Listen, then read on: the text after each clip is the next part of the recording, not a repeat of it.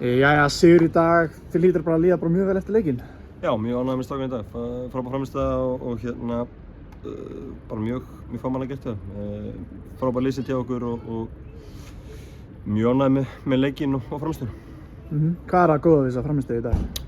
Bara mikil orka í okkur og hérna vorum yfir með boltan, listum það vel þegar vorum pressaðir og mér fannst þið bara gera, spila mjög vel í dag og vorum síðan mjög skeinandi þegar fórum inn á síðasta þriðjung. Öflugir í fyrstu leikadrým í dag og hérna bara frábær leysild í þessu og hérna mikil trú á því sem við vorum að gera. Á móti góðu lið, móti góðu nærvíku liði, þannig að hérna ég get ekki annað verið ánægður með þetta. Ok, en myndirðu segja að þið hafi verið svona dóminandi í dag? Mér finnst þið bara að vera klíníski, mér finnst þið nýta færin okkar vel, mér finnst þið nýta vel þegar komst í góða stöður á síðasta þriðjungi og hérna og bara, já, vera mjög svona kannski betri en síðasta leik í því að nýta stöðuna okkar á síðasta þriðjungi og það skilaði þessum mörkum í dag.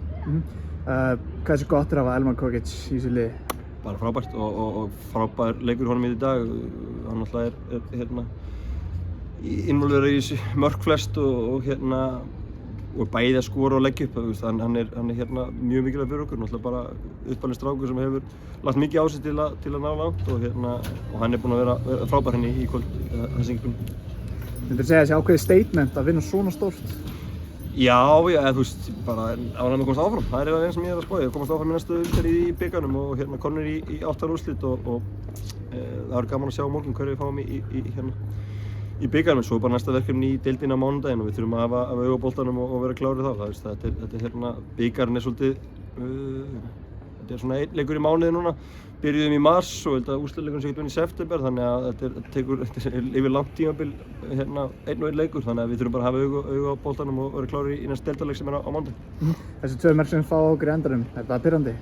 Já, sjálfsög, ég er búinn að spila mjög öflugan varnarleik fram að því og hérna algjör óþarfi einhvern veginn að hérna einbeitingarleysi í 2 atriðum hana sem á ekki að sjást, þannig að sjálfsögðu það svekkjandi en sigurinn góður og sætið í 8 úrslitum er það sem við ætlum að ná í dag og gerum það. Burtséð frá þessum 2 mörkum, ertu ánægður með varnarleikinn fyrir þau? Já, mér finnst þið bara vera fínt og hérna auðvitað eiga þeir sóknir, mér er hættulega menn fram á því og auðvitað eiga þeir sína sóknir en mér finnst þið búin að vera að gera þetta vel og Arnar öflugur í markinu bak við varnarlínuna, þannig að mér fannst við hérna búin að vera, bara búin að vera flottir í varnarlega fram að þessum momentum hana í lokin. Þú talar næsta leik sem er í deildinni, þú veist, hvernig lítur þetta út fyrir þann leik? Bara vel, ég meina flottur sigur í deildinni í síðasta leik, flottur sigur í dag, þannig að bara vel gett í drengjunum og núna þurfum við bara að halda áfram og vera klárir í bátana á mánudeginum að mæta Gróttu í hörkuleika og Nesinu á mánudaginn og það er bara allir fókus þannig að reyna að svipa frammistöðu þar og ná í 3 stig.